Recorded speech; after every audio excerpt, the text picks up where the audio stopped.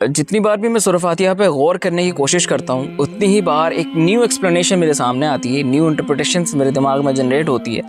For example जैसे कि मैं पढ़ रहा था अल्हम्दुलिल्लाहि रब्बिल आलमीन अर्रहमानिर रहीम मालिकी यौमिद्दीन। ये जो सूरह फातिहा का पार्ट है, स्टार्टिंग का पार्ट मालिकी यौमिद्दीन तक, ये बेसिकली अल्लाह ताला की आइडेंटिफिकेशन को डिनोट करता है। कितनी बेहतरीन तरीके से अल्लाह ताला ने क्लैरिफिकेशन दिया है इसमें। और सूरह फातिहा का मीनिंग ये होता है किसी चीज़ को ओपन करना। बेसिकली सूरह फातिहा जो है 4 वेज ओपन करती है हमारे लिए। वो 4 वेज कौन से हैं?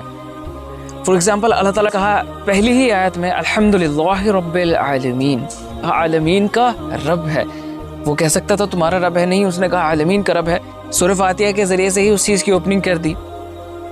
यानी जो भी आलमीन है, उसने जितने जहां बनाए हैं, उसने जितने मल्टीवर्सेस यूनिवर्सेस बनाए हैं, गैलेक्सीज वगैरह प्लैनेट, जितनी भी कायनात उसने पूरी इंक्लूड किए समावाती वर्द में, उसको खोल के रख दिया। फिर सेकंड वे कौन सा ओपन किया अल्लाह सुब्हानहू व तआला ने?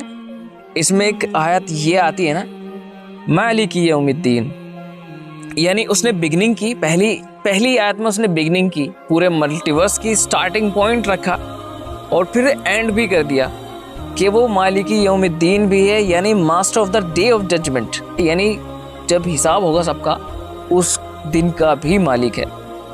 यानी बिगिनिंग की और फिर एंड कर दिया उसका। और फिर जो थर्ड वे मैं समझता हूँ जो ओपन करती है सूरह फातिहा, वो है नमाज।